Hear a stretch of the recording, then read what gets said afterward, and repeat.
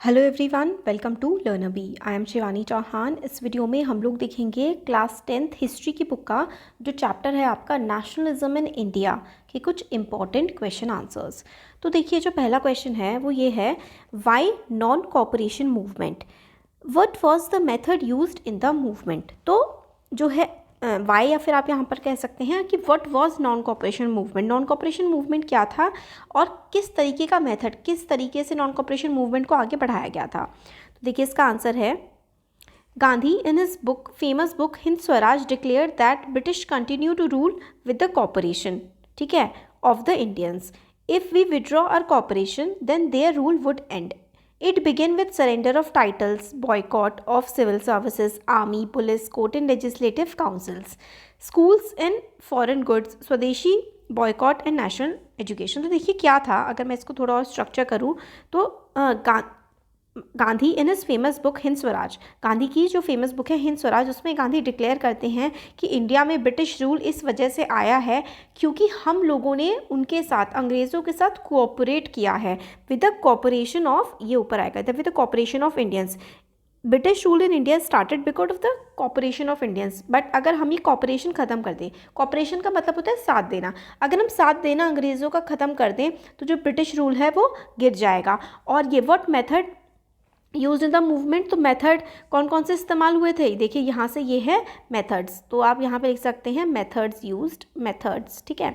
It began with the surrender, क्या क्या आप लोगों ने मेथड का इस्तेमाल किया था, सरेंडर ऑफ टाइटल्स, जो भी टाइटल थे, जैसे कि सर का टाइटल था किसको दिया गया, जैसे कि रविंद्रनाथ टैगोर ने अपने सर के टाइटल को छोड़ दिया था। बॉयकॉट ऑफ सिविल सर्विसेज, मतलब जो सरकारी नौकरियाँ उसको छोड़ के, आर्मी, पुलिस, ठीक है, कोर्ट्स को बॉयकॉट करना, बॉयकॉट का क्या मतलब होता है कि हम इनका इस्तेमाल नहीं करेंगे। स्कूल छोड़ दिए थे बच्चों ने, और फॉरेन गुड्स जो हैं उनका यूज़ करना, फॉरेन का सामान है ना, नेशनल एजुकेशन पे ध्यान दिया गया था, तो ये था नॉन कॉपरेशन मूवमेंट।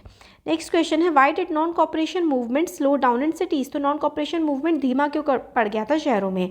तो इसका आंसर है, देखिए, khadi cloth was more expensive for poor, no alternative Indian institution to accommodate Indians, students and teachers began going back to government schools and lawyer joint courts.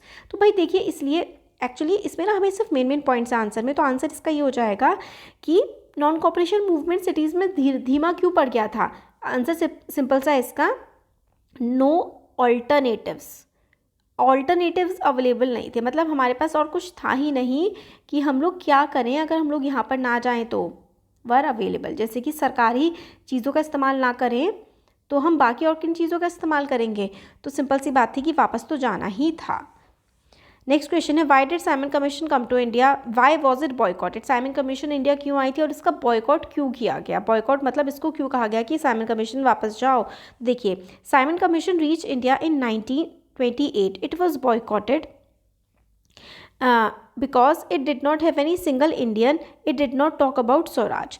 तो वो कंप्लीट इंडिपेंडेंस के बारे में बात नहीं कर रही थी। 1928 में साइमन कमीशन आई थी कॉन्स्टिट्यूशन देखने के लिए कि इंडिया का कॉन्स्टिट्यूशनल फ्यूचर कैसा होगा, कैसे देश में संविधान बनाया जाएगा, बट उसमें कोई भी इंडियन था ही नहीं, इसलिए उसका बॉयकॉट हुआ। नेक्स्ट क्वेश्चन है, who were the leaders of Khilafat movement. खिलाफत मूवमेंट के लीडर्स कौन थे, वाई इट वॉज स्टार्टेड, और ये स्टार्ट क्यों हुआ था। तो Ali brothers, Mohammad Ali and Shaukat Ali were the leaders of Khilafat movement. Why it was started, start क्यों हुआ था, the defeat of Ottoman Turkey in first world war, ठीक है। तो डिफीट ऑफ, ये फर्स्ट पॉइंट है कि भाई ऑटोमन टर्की की डिफीट हो गई थी। सेकंड पॉइंट है कि harsh peace treaty was going to be imposed on Ottoman emperor, ठीक है। अब हार्ड पीस ट्रीटी मतलब उसको उसके पद वगैरह से हटा दिया जाएगा, तो काफ़ी ज़्यादा हार्श, काफ़ी बुरी ट्रीटी उस पर इम्पोज की जाए। टू डिफीट दिस, इस चीज़ को हराने के लिए खिलाफत कमेटी को बनाया गया था कि भाई जो ऑटोमन टर्की है उसके साथ आप ज़्यादा बुरा व्यवहार ना करो अंग्रेज़, इसके लिए बनाई गई थी कमेटी। To undo the wrong done to Turkey joint with non cooperation movement. तो देखिए, इसमें ना पॉइंट्स दिए हुए हैं, तो मैं आपको इसलिए समझा रही हूँ कि भाई टर्की के साथ कुछ गलत ना हो, इसलिए खिलाफत मूवमेंट चलाया गया था, और खिलाफत नॉन कॉपरेशन मूवमेंट फिर आ गया था, खिलाफत मूवमेंट नॉन कॉपरेशन मूवमेंट के साथ जुड़ गया था। नेक्स्ट क्वेश्चन है, what were the conditions of Gandhi Irwin pact. Gandhi Irwin pact की क्या क्या कंडीशंस थी।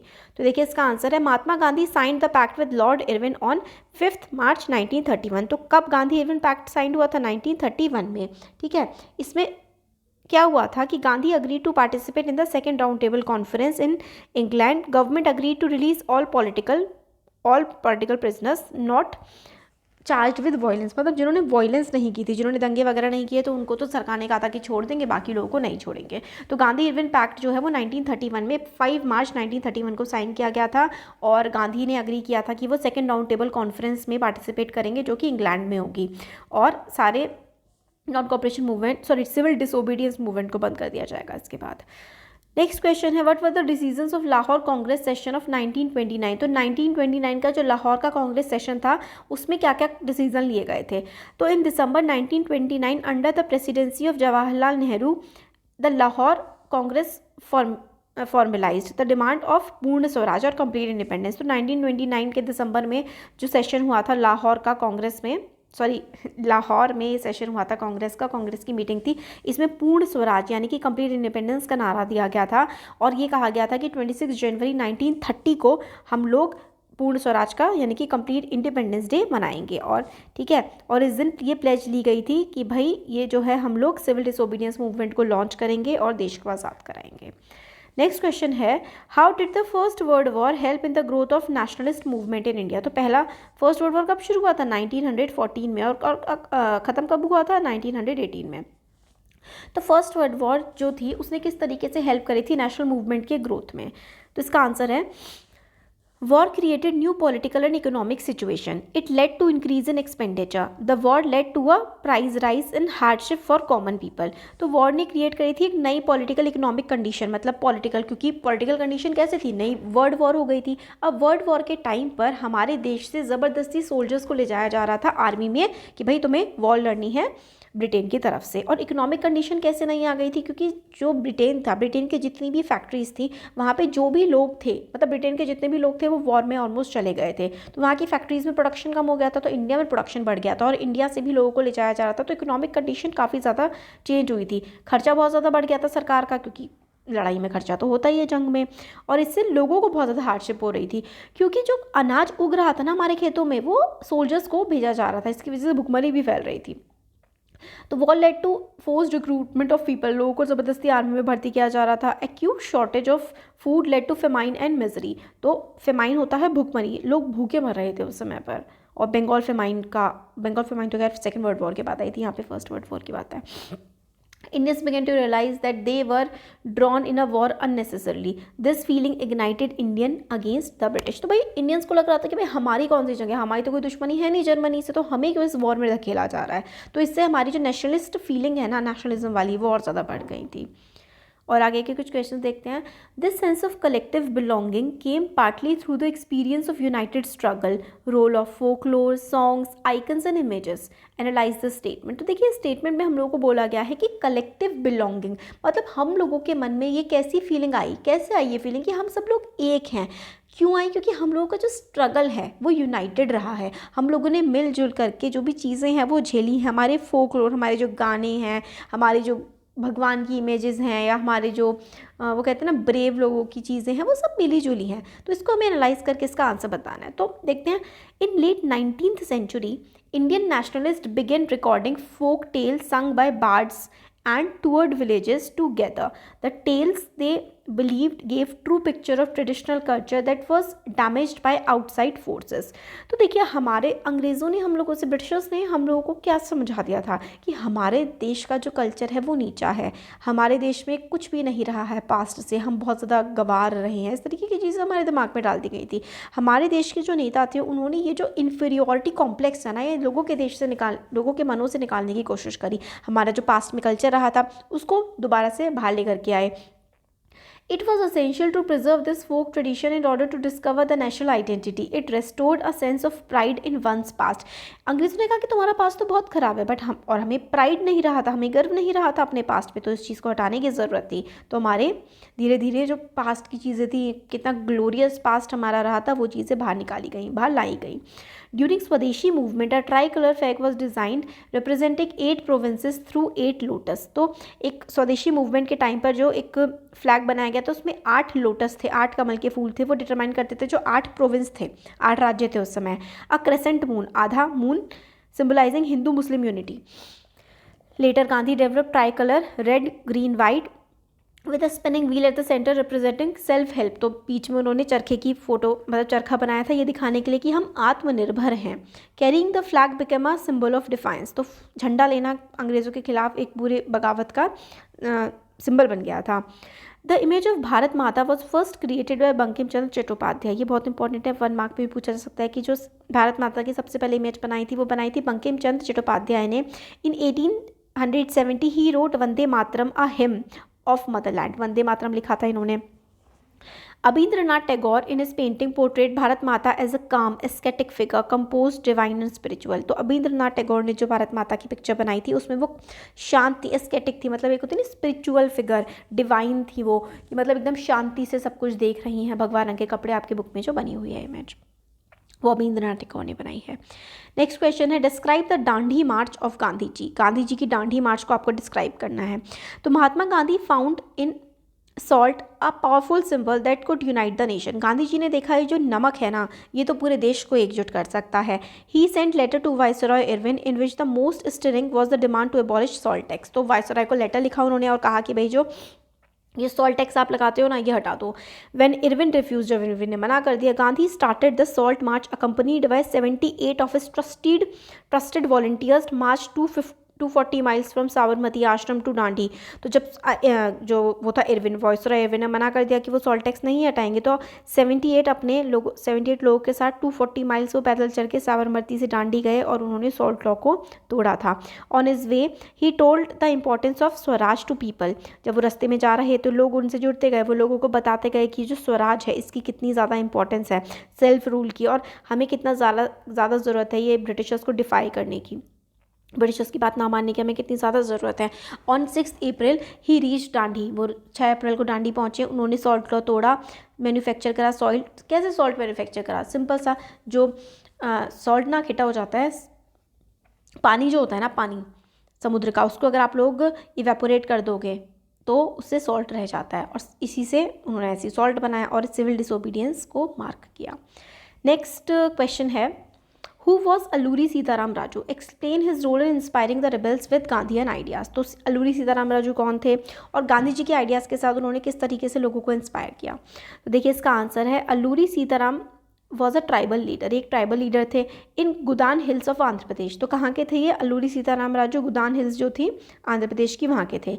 He started a militant guerrilla movement in early 1920s, तो गुरिल्ला मूवमेंट में क्या होता है कि भाई अटैक करो और छुप जाओ फिर वापस भाग जाओ। The tribal people were enraged by the British policy but when the government, तो ट्राइबल पीपल काफ़ी ज़्यादा परेशान थे अंग्रेज़ों की पॉलिसी से, but government began forcing them to contribute begar for road building, the hill people revolted, तो गवर्नमेंट चाहती थी वो बिना मतलब बेगार का मतलब होता है बिना पैसे दिए काम करवाना, उनसे रोड बनवाती थी बिना पैसे दिए, तो मतलब इनको बहुत ज़्यादा दिक्कत होती थी ट्राइबल पीपल को, तो उन्होंने रिवोल्ट कर दिया।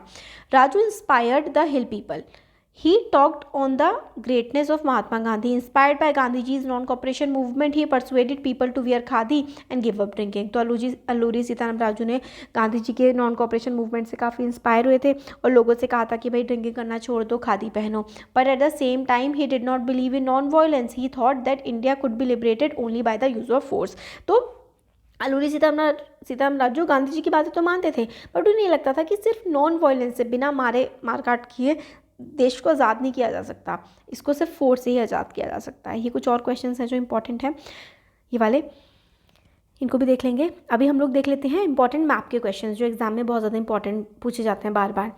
क्या क्या है, इंडियन नेशनल कांग्रेस के कुछ सेशंस हैं जो काफ़ी ज़्यादा इंपॉर्टेंट है। कलकत्ता का सेशन हुआ था 1920 में, ठीक है, इसी सेशन के बाद नॉन कॉपरेशन मूवमेंट चलाया गया था।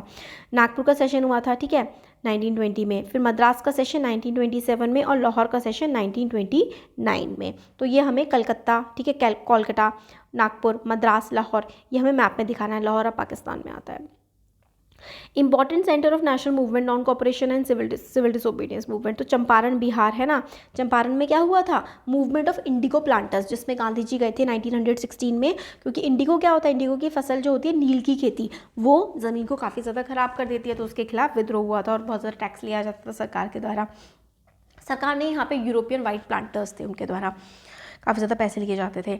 खेड़ा गुजरात, ठीक है, पीजेंट सत्याग्रह, इससे भी गांधी जी रिलेटेड है। अहमदाबाद कॉटन मिल वर्कर्स, इससे भी गांधी जी रिलेटेड है। अमृतसर का जो पंजाब का जलियांवाला बाग में सैकर था, बहुत ज़्यादा आता है, बहुत इंपॉर्टेंट है। चौरी चौरा एग्जाम में बहुत ज़्यादा पूछा जाता है। बारदोली नो टैक्स कैंपेन, ये किसने चलाया था? इसके लीडर जो थे बारदोली के सरदार वल्लभ भाई Patel, iron man of India. और दांडी गुजरात, सॉल्ट लॉ है ना, सॉल्ट मार्च हुई थी। अब ये देख लेते हैं मैप में। तो देखिए अमृतसर में क्या हुआ था? अमृतसर में जलियां डायर ने गोलियां चढ़वाई थी, जलियांवाला बाग। चौरी चौरा ये है यूपी में, ठीक है। चंपारण है बिहार में। खेड़ा, ठीक है। बारदोली सत्याग्रह हुआ था यहाँ पे, ये यहाँ पे है, देखिए बारदोली इधर, ये ना, ये देखिए गुजरात का मैप है ये पूरा, गुजरात के ये नीचे वाली साइड ऐसे, ये गुजरात है ना। खेड़ा इधर की तरफ आता है और बारदोली इधर की तरफ आता है। चौरी चौरा यहाँ पे है और चंपारण जो है वो बिहार में है। फिर उसके बाद यहाँ पे देखिए ये जो मद्रास है, मद्रास का सेशन हुआ था ना 1927 में, ये मद्रास है। और फिर उसके बाद ये जो है ये कलकत्ता है, इधर कलकत्ता, यहाँ पर इधर कलकत्ता। और इधर ये यूपी में ही लखनऊ आता है, लखनऊ का सेशन, ठीक है। यूपी में ही कानपुर है। और नागपुर इधर महाराष्ट्र में पड़ता है, नागपुर। और लाहौर, लाहौर जो है, लाहौर तो भाई पाकिस्तान में आता है, इस तरफ को बाहर लाहौर, लाहौर पाकिस्तान में आता है। तो ये हम लोगों ने कुछ इंपॉर्टेंट क्वेश्चंस देखे इसके, आपके चैप्टर जो है नेशनलिज्म इन इंडिया, और इसकी कुछ इंपॉर्टेंट मैप की लोकेशन देखिए जो एग्ज़ाम से बहुत रिलेवेंट। ये देखिए ये यहाँ पे लाहौर है, जो कि कांग्रेस का सेशन हुआ था 1929 में ना, इंडिपेंडेंस वाला, जिसमें मूवमेंट लिया गया था, पूर्ण स्वराज की मांग की गई थी। फिर लखनऊ का 1916 में सेशन हुआ था। इसमें क्या हुआ था? लखनऊ में, लखनऊ पैक्ट इसको बोलते हैं, इसमें दोबारा से कांग्रेस फिर से मिल गई थी। ये देखिए ये कलकत्ता है यहाँ पर, ठीक है। और ये नागपुर है यहाँ पर। ये बॉम्बे का 1885 में क्या हुआ था? Formation of Congress, formation of Congress है ना, फॉर्मेशन ऑफ कांग्रेस। ये देखिए यहाँ पे मद्रास है। तो ये सारे के सारे कुछ इंपॉर्टेंट सेशंस हैं कांग्रेस के। तो यहाँ पे ये देखिए बॉम्बे है ये, फिर ये नागपुर है, ये मद्रास है, कलकत्ता, फिर इधर लखनऊ, और ये है लाहौर, इंडिया के बाहर आएगा, ठीक है। तो ये हम लोगों ने कुछ इंपॉर्टेंट मैप की लोकेशंस देख ली इसकी, और कुछ इंपॉर्टेंट क्वेश्चंस देख लिए। तो अच्छा लगा है, और इस तरीके के वीडियोस और भी हम लेके आएंगे सारे के सारे चैप्टर्स के, इसके चैप्टर के नोट्स भी हम लोग लेकर के आएंगे। तो अच्छा लगा है वीडियो तो ज़रूर इसको लाइक करिए, चैनल को सब्सक्राइब करिए, अपने फ्रेंड्स के साथ शेयर करिए। Thank you.